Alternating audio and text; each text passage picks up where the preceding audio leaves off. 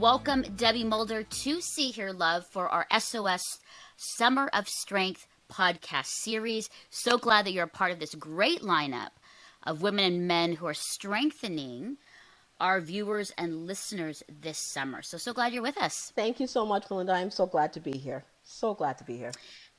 Now, Debbie, you have quite a story. Let's hear a bit of your story and how you became and why a registered psychotherapist. And then I have a number of questions, Debbie, that will take us like 9 hours to unpack, where you have some really specific areas in which you speak into, that you're an expert in. But let's hear a little about your story.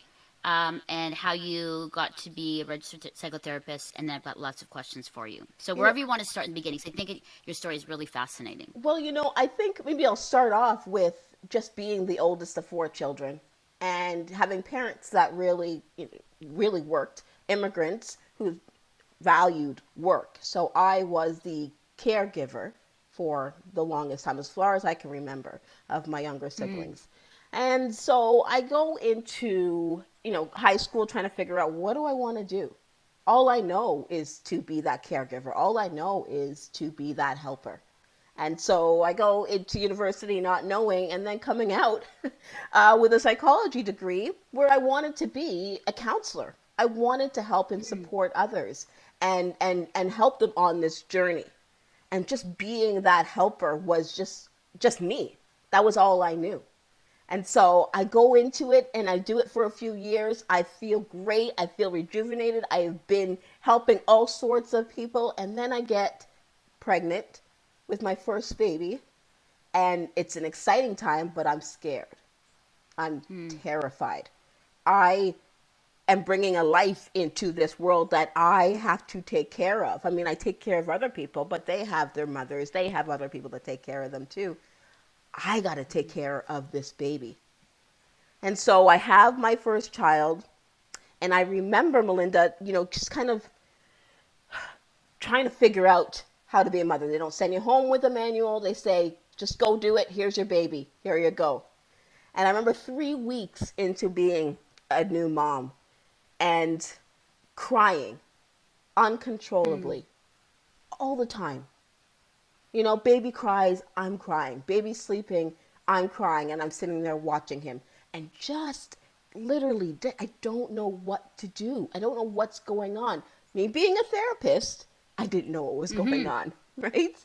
And I remember taking a walk with the baby and getting to a stop sign. And, there's traffic going, and I'm waiting to cross the street. And I remember thinking, what if I just let go of this stroller? And it was literally a split second where I said, whoa, wait a second. What's happening, Debbie? What's happening? I turned right back around and I went home and I told my husband, I said, something is going on. I think it's postpartum, but I don't really want to say it out loud, and I don't want to tell other people that because I'm a therapist. I don't get these things. I help other people with this. And he said to me, you need help.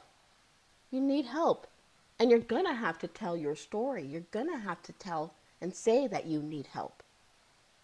And I thought, who's going to help me? I'm the one that helps. I'm the one that does that. So I did. I reached out to this wonderful psychiatrist, and he says he got postpartum depression. And it's okay. It's okay. And he helped me sort it through. I had a counseling. I really worked through those issues. And I'll tell you, like my son, he's 11 now, and I've got 3 other children. So I did it over again. But I remember just thinking, who's going to help me? I need help, but I can't admit it. I can't admit it because what would people think? What would people think?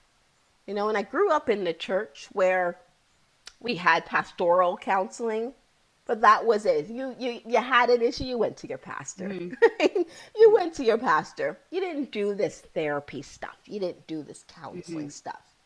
And then being a Black woman, a woman of color, where the stigma of mental health is very much prevalent then and now. We didn't talk about Wow. anxiety. We didn't talk about depression. That never crossed my mind as a teenager, which I had. But a lot of the work that I do now, Melinda, is to really bring out people, the stigma of it, and really let people know that it's okay to not be okay. It's okay. Debbie, how long did that last? The postpartum, Postpartum for uh, you? What'd you say? it lasted. Well, he was about 3 weeks, and by the time he turned a year, I felt like myself. And it really actually helped me when I had my second to know that this could happen. So putting everything in place before I had my second Mm, child so that I it's good. knew who were my supports, where do I go if this were to happen to me again. And then my third and my fourth, same thing. So it was really, I would say, yeah, definitely about a year where I was feeling this way. And a lot of women will go through this for so long and not know, not be able to reach out, not feel like they can reach out, and struggle and Mm, suffer alone. So, this is a lot of the work that I do to talk about this and to say you're not alone. It's okay to not be okay. yeah. Yeah, yeah. Debbie, it brings up something. Like, so for me, I have no problem asking for help. I have like zero. I need help with moving, friends, let's go. Great. I need help with putting together, an IKEA dresser. No Yes. problem. I'm going to ask. Right. And Yeah. I'm saying this, Yeah. struggling with things. Now, when I went through my depression, that was harder. I was in a place where I thought I was strong when I went through my depression for 8 months, which I call the dark night of my soul. Oh.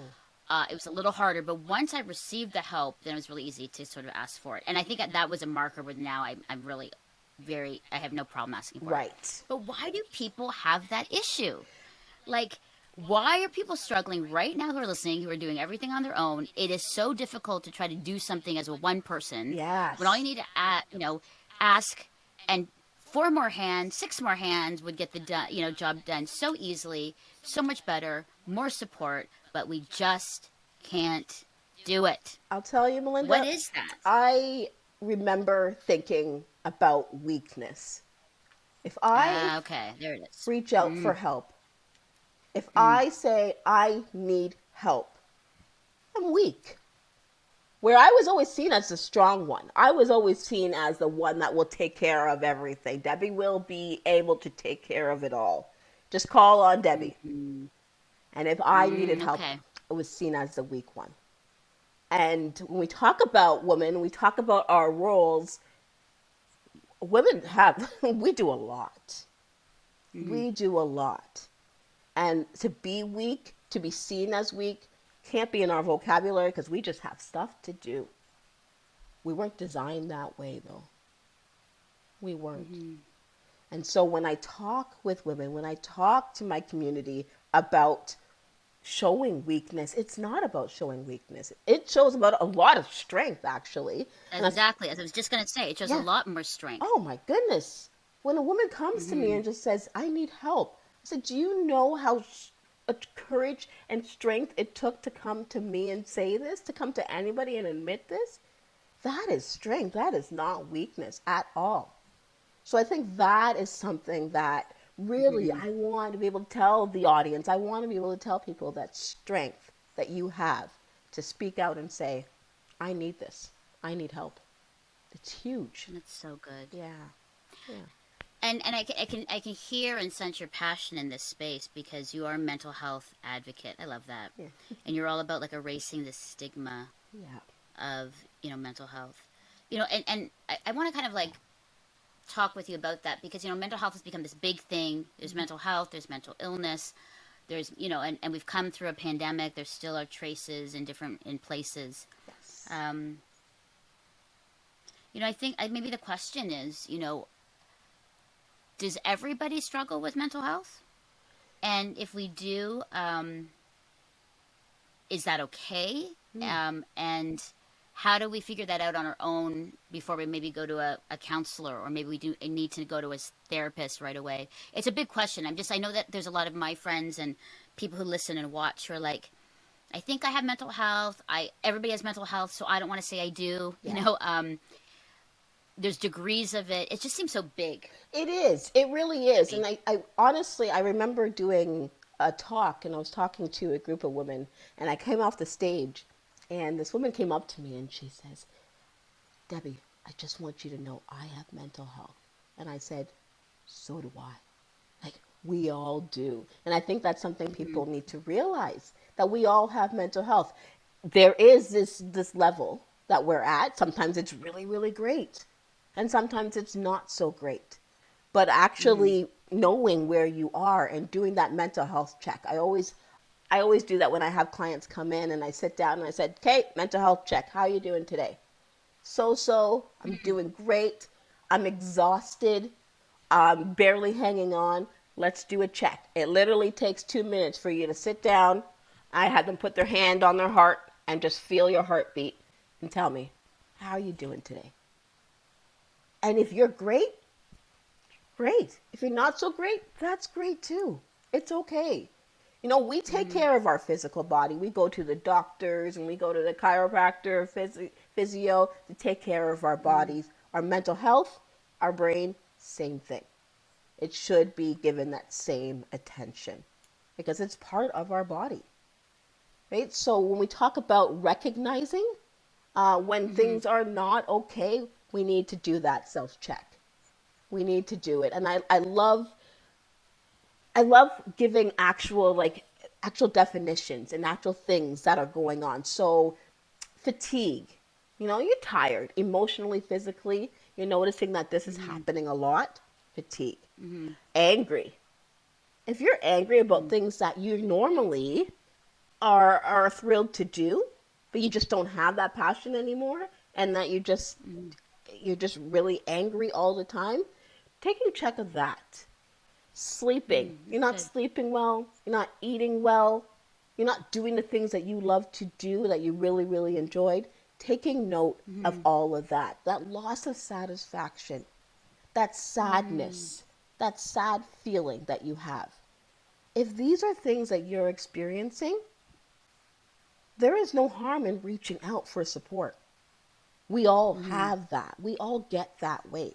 And if it lasts for a long time, I'm encouraging people, go out and get that support. Yeah. Right? And it's okay because we all have it. We do. You're not alone in this journey. That's my main message, that you don't have to suffer through this alone. And a lot of these things too, Debbie, as you're speaking, like fatigue, angry, you have problems sleeping or eating, you're not doing the things you love, sadness. A lot of us have that and we're like, oh, we just got to push through. Yeah. This is what we do. We either push through toward burnout, which I want to ask you about, or we don't push through and we go darker and we hide away more. So it's like we retreat, right? So some of us will go full out until we can go, we no longer can go and do burnout. And then others like retreat. Yes. And both are really bad in the way of, both can have really bad outcomes. Yes. On that side. Yep. Right? Like absolutely. Retreat or, kind of go crazy and push out of your mind and say, I've got to do this, I've got to do this. Yeah. Now, I understand because some people have written me and said, well, Mel, sometimes in seasons we've got to do this as a mother, as a caregiver, we got to just push through. How do we find that space, the margins to do? I get that. Yeah. But I also get that in any day, everybody has the same hours in the day. Yes. Yep. And even some of the greatest leaders who are healthy find the time to be healthy. Yes. So can you do something for 15 minutes? Yeah, if you prioritize and choose it, right? And that's I'm speaking this, Debbie, because that's me. Like sometimes I'm like, oh, I don't have time, and then I look at my my iPhone and it has screen time. That'll get you. Screen time. Conviction. Yes. Like, oh, what do you mean I didn't have time to exercise? Right. Because my screen time says 6.4 hours. Oh my goodness. I'm glad you admitted that. I'm not even joking.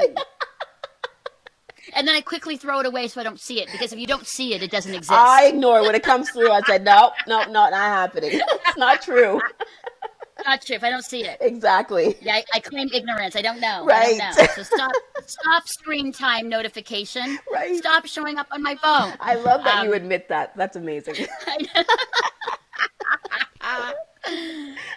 Help me, Debbie. Help Yes, me. yes, yes.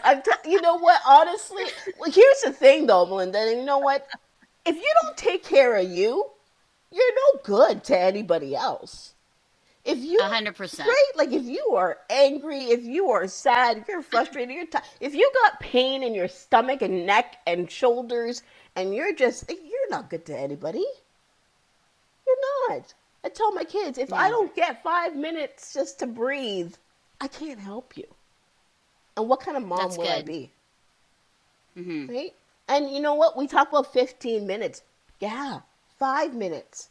Just realize that if you don't stop and take a breath, Yeah, the world will continue. I mean, the world is not going to fall apart I because you know. took 15 minutes to take care of you. Are you sure? It's not going to fall apart if I'm not doing what I must do. I Like listen. that's so good. It's a good reminder because sometimes you get a little bit, self-focused Oh, and it happens, and then you go, wait a second, yeah, the world just continues. oh, no one can Like it. fold the laundry like I do. No one can do the dishes like I do. You know, no one can't do. They can't do this the way I do it. So I have to do it. Oh no, Yeah, you don't. there it is. No. That's so good. Yeah. And for some people, they need to hear that. For others, they're like, ah, Yeah. and that's a whole other show we have to do. That's my identity Yeah. to do that. So if you say take that away and allow for somebody else to do it, then Right. which Right. I mean, we've had some shows on over functioning Oh. and all kinds of conversations about that. But I mean, that's really good. And in that, because I know that you speak and really help people through burnout Yeah. because I know I've had burnout. I have so many friends who've had burnout, or they won't admit they had burnout, Right. or they're on their way to burnout, Yes. Yes. right? And so no, I'm like, that's just signs of Oh. no, no, no, no. Or some people are like, I think I burnt out. I'm like, what did it look like? And they're like telling me this like horrible slide into like full out Right. like catastrophe. Right. And they're like, I think that's what it was. Yep. So talk to us about that for the people who are don't believe that they're heading to burnout, but Ooh. all the signs are there. This is for you. That's right. That's right. So Debbie, take it I away. love to talk about burnout because I was there, been there, dabbled in and out of it quite a few times where I had literally quit my management position because I was burnt out. And I walked into my manager's Wow. office and I said, I quit. And she said, whoa, whoa, whoa, whoa, Deb, hold on a second. What happened? Where? I said, I can't do this anymore. I quit. And I left that job and it was total burnout. And the signs were there. The signs Yeah. were there where I would have this, what do we call it? I call it the Sunday scaries. I call it the Sunday scaries. Hmm. So you have your Friday, you count down to Friday, and Friday comes and it's the weekend, and you enjoy your Friday night, your Saturday, and then Sunday morning, you go to church, you're praising the Lord. 5 o'clock, 5 p.m. on Sunday night, you get that scary feeling. Oh no, Hmm. I gotta go to work. Oh no, dreading it. Sadness. You get the tension in your neck and your head and shoulders. You're angry, you're snapping at people. You're finding some way to cope because you gotta go to work where you gotta go and just be and be and be, and you're running and you're doing this and you're doing that, and then you might be being a mom, and you might be being a caregiver to your parents or grandparents and friends. You're doing all the things, but you're Hmm. feeling resentful. You're feeling like, Hmm. I don't want to do this, but I have to. You're feeling upset. You're getting angry. You are at that. You're almost there. And I would dare say you're at that burnout point. You Hmm. really, really are. I like to describe burnout as, we have this thing about availability. We have availability. So I like to drink coffee, tea in the morning. So I go into my cupboard and I open the cupboard and I have a slew of coffee mugs available to me. So I go and I pick one. I pick a coffee mug up. I say, okay, this is the one. This is the one. So I start to fill it up. Start to fill up this cup. Mm-hmm. And say, okay, I can fill it up to here. So now it's full of coffee. This is how much I have left. This is my capacity. Mm-hmm. Availability, capacity. And Capacity. Okay. say I decide, okay, let me just fill it up a little bit more. A little bit more. A little bit more. And it starts spilling over. Coffee starts spilling over. My capacity, I've gone over my capacity. And now my Mm-hmm. hand is burning. I'm burning my hand. I just keep pouring and pouring and pouring. Oh, I've right. gone over my capacity. I have no more left to give, but I keep going. That's Mm. burnout, It's a good visual because everybody would be right? like, well, that's dumb. Why would you Right. keep pouring and burning yourself? And then you're like, That's exactly. what we do. That's good. I've never, you know what, Deb, I've never heard that before, seen that. And Yeah. as you did that, I'm seeing the scalding, Yeah. elements coming over and burning your hand. Yeah. And visually, you're like, well, what person would ever do that? Right. But because I think it's not visual, and you're like, oh, it's just what I do, what I am, and it's in my brain. Then we just Yeah. sort of go, oh, we can just keep going further. Right.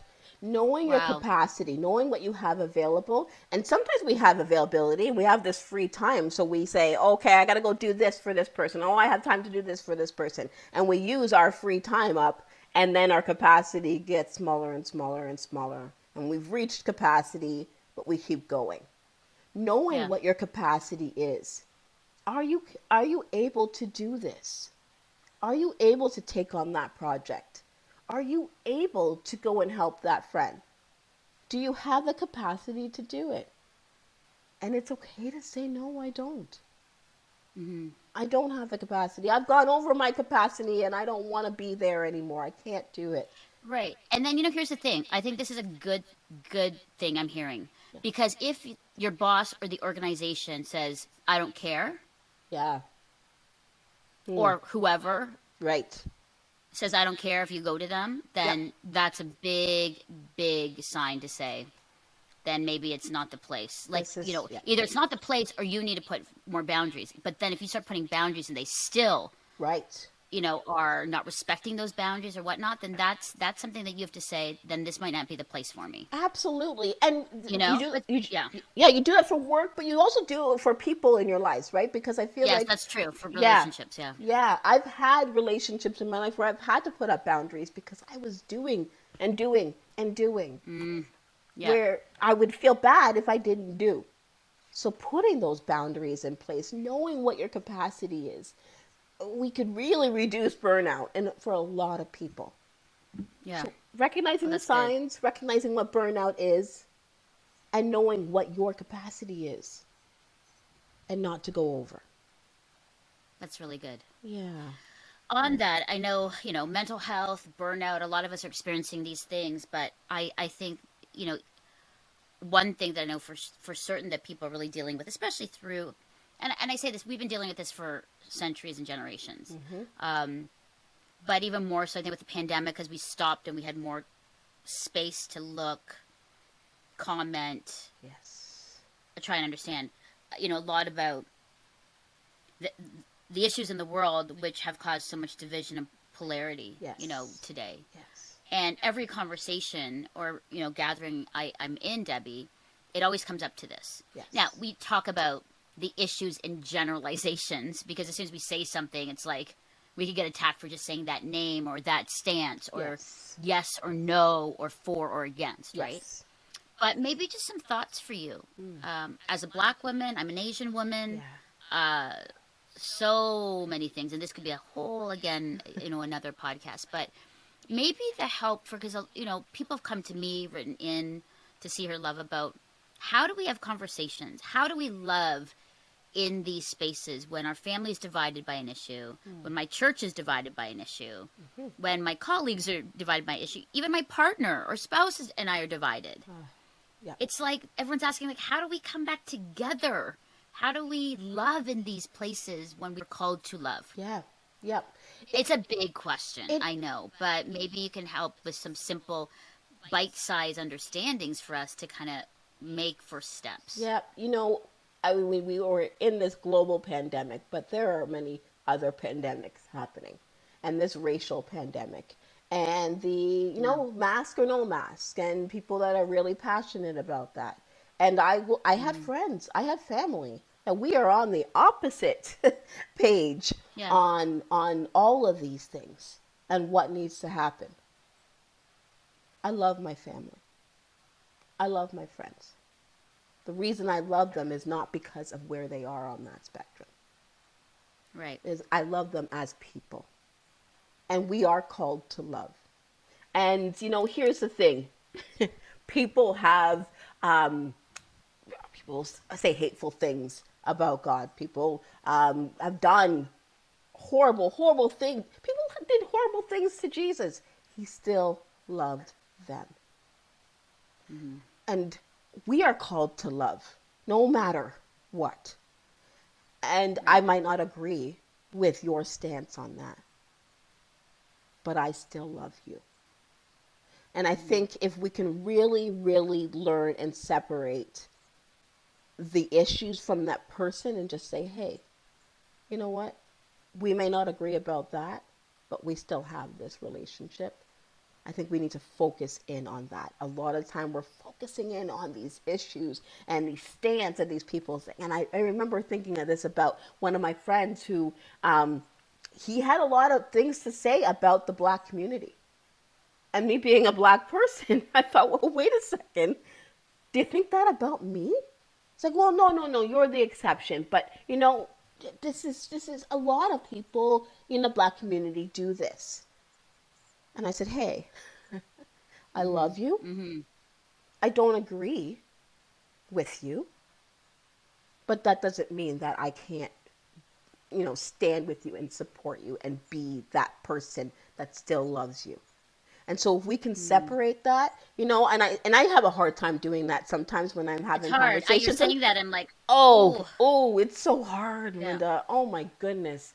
And I think that's a lot of the stuff that we do in therapy, right? And thinking about, I have clients that come in that have these really opposite views from their family members and saying, I can't stand this person.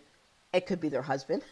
I can't stand this. I can't stand his views. I can't stand, but he's my husband. And we work through that. We work through that stuff that you can't stand, but you love this person. Mm-hmm. And just bringing it to the forefront and remembering he's that person that you married. He's that person that you've always loved. You may not agree with this issue, but you love him. So let's keep It's a that in good mind. reminder, Debbie, too. Like if you put yourself into like Jesus' place. Mm, yeah. Oh my goodness. Oh, I'm like, Jesus, how could you do? I. How could you keep loving? Because all the things he knew, Oh, all the motivations he knew, and yeah. yet he still chose to be in relationship with this motley crew of disciples and Yes. other people, knew the motivations of the questions behind the religious people, knew the heart of people who asked him things to trap him, Yes. knew that aligning with certain people, marginalized people, women, sick people would then cause ripple effects in other places. And yet Right. he still continued to love. And he And I'm like, forgave. He yeah. forgave those that put him on that cross.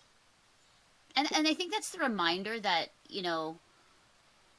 if followers of Jesus lived that way, then when people said, why do you follow Jesus? Why should I? That's the key. Yep.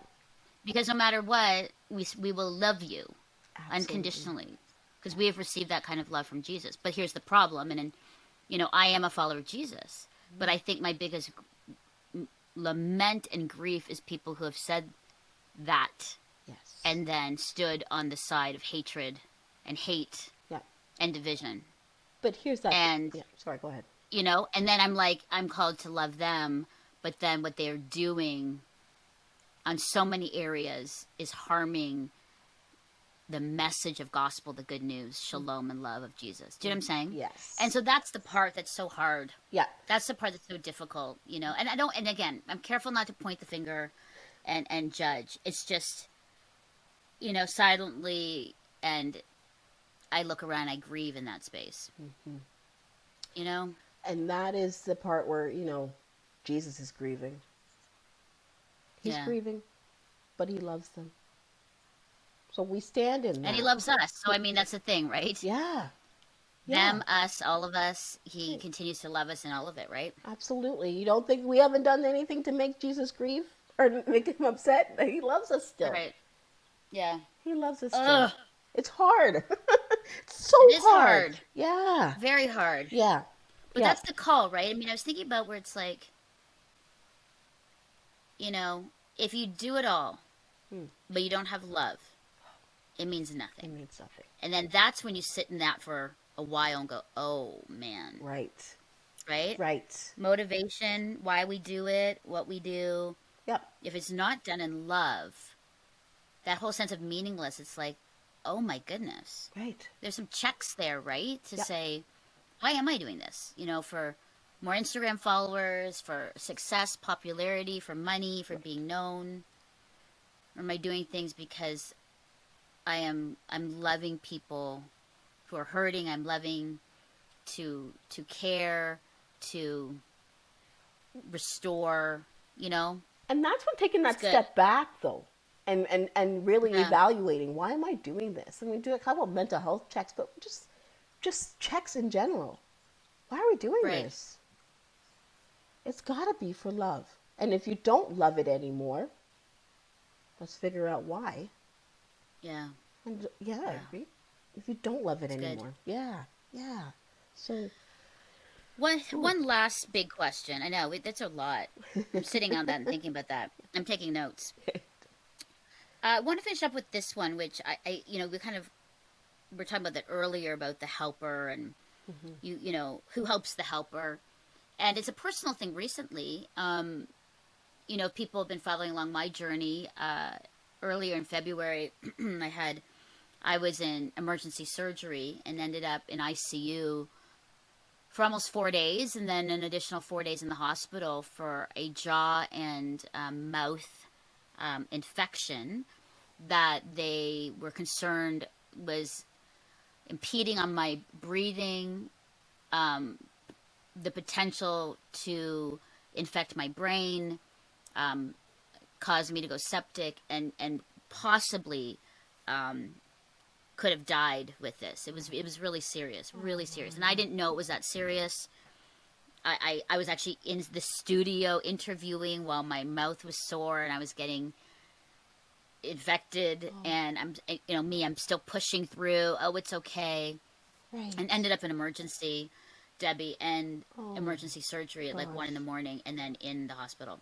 And that's wow. just like what 2-3 months ago, February. Yeah. But there was a great love, like the story for me, and I'm kind of processing this to do a podcast about it because the love of community, we were very, very supported. Yes. But Chris was the one that really had to carry the helper, had to Yes. carry through this, and so everybody was sort of focused on me, Yeah. and he was focused on me.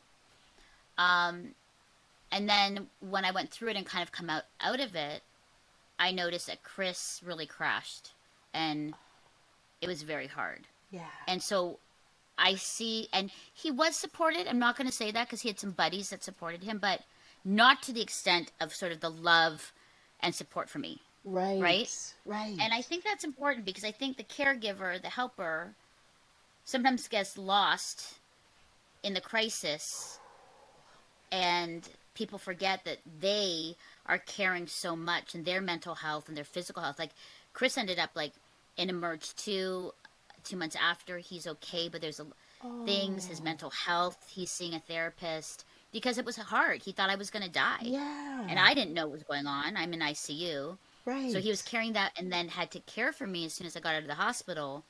Care for me. Like I couldn't walk. Couldn't eat. I had to eat soups and mushy food. I had to have every couple Oh, hours my antibiotics and pills, and like it was a full out wow. caregiving.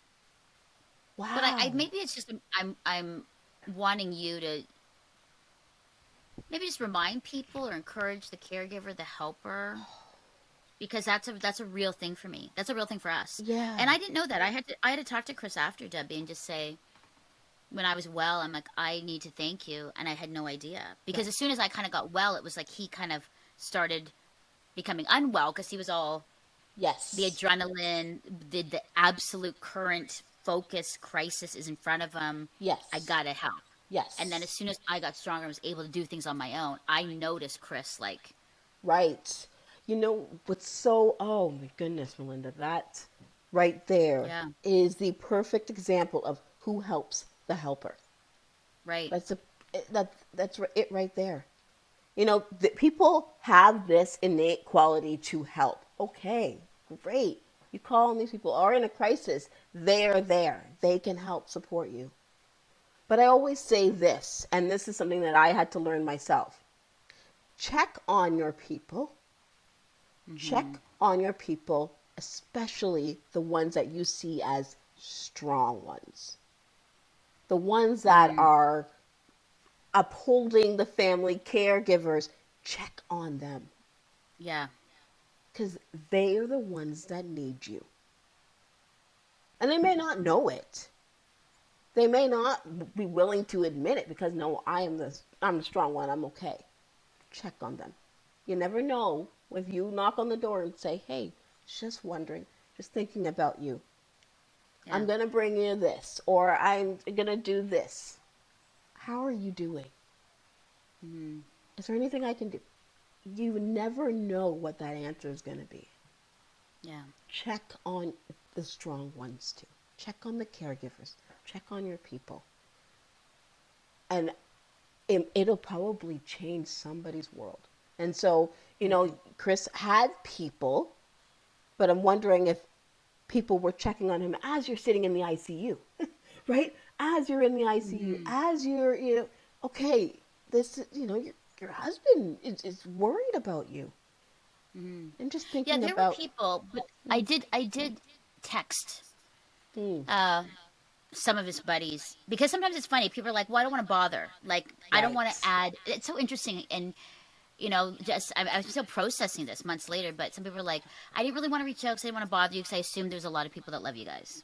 Well, mm, there's a part of me that was like, it would be no harm if you sent something. Maybe we don't answer you, but there would be no harm in saying, "How are you doing? Can we help?" Now, 95% of our community went crazy. Like, I have never held more Uber gift cards and oh, e-cards to restaurants, Uber Eats, anything. Our oh, house, and I say this funny, and for anybody who gave me flowers, this is not a slam against you. I loved them.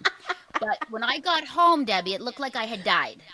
Like, oh, I was like, I'm not dead, but the house was filled. Like, I was like, oh my what's happening in my goodness, house? I'm like, did oh, something happen to somebody in my house? Because it was like flowers. Like, oh, you I, were so I'm not loved, kidding. Melinda.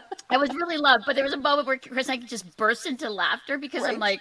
like, are you thinking what I'm feeling, how this feels? I'm like, yes. I love Yeah, it. it I does. love Like, it. it was really funny. Um, but like, and so, well, love. But there was some where it was interesting where people were like, I didn't want to Yeah. intrude, or, and I'm like, it wouldn't. And I No. think for the helper, there were friends definitely that helped Chris, but I think there might have been people who didn't reach out because they were like, oh, Chris is busy focusing on Melinda, so I Right. don't want to bother him. But Right. I'll be honest, I know Chris would have appreciated more probably that than not, Yes. if you know what I mean. Yes. And you know what? If everybody thought, well, I didn't want to bother. If everybody thought that, then nobody would have bothered. Right? So thinking Right. about it, if it just means a phone call, if it means a text, if you just take some time out of your day, even if you think it's going to be a bother, more times than not, it's not going to be a bother. Right. Yeah. So do it. Yeah. Do it. So Debbie, we have final moments Yes. to the woman, man struggling. I always do this because there's a lot of people struggling, Yep. lonely, isolated, polarized, angry, have postpartum, Yeah. too afraid or ashamed or proud to ask for help, Yeah. are angry, are fatigued or sad. It's big, but what would your encouragement would be to them today? Just if they tune in and they're listening and they're just like, ugh, Right. life. What would Yeah. you say to them? Say there. Oh, I would honestly say that there is no harm in reaching out. It is okay to not be okay. And I always say that. We can be okay. But there may be a day where you say, no, I'm not okay. And that's okay. Reach out and say, I'm not okay today. Mm-hmm. I'm not okay today.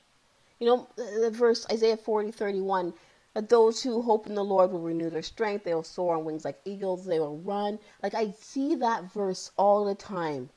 And to renew my strength, to renew the peace, to renew what I have to do, where I know as a mom, as a woman, as a wife, as a, as a therapist, I need to reach out and to my people for support. And if my people don't know who can support me, they'll direct me to somebody who can.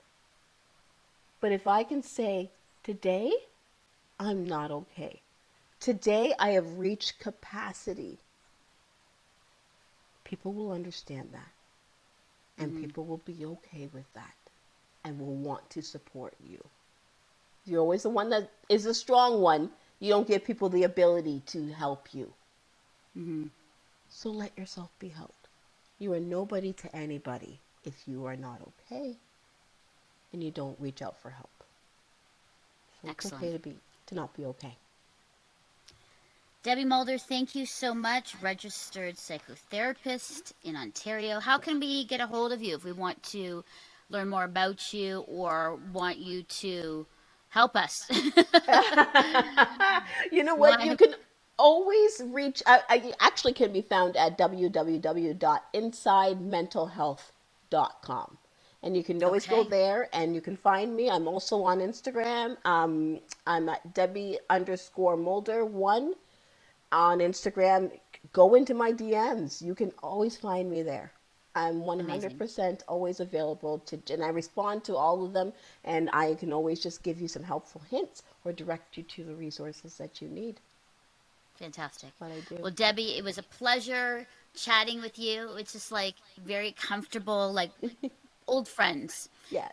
So I really appreciate your thoughts on so many good topics that I know many of our listeners and viewers are struggling with. And I've made lots of notes, and so I know that there are many who have done the same, and I know that this conversation has encouraged them as much as it has encouraged me. So thank you. We're cheering you on in all that you do, Thank you, and all the Melinda. work that you do, and all the spaces that you inhabit, and the influence that you have.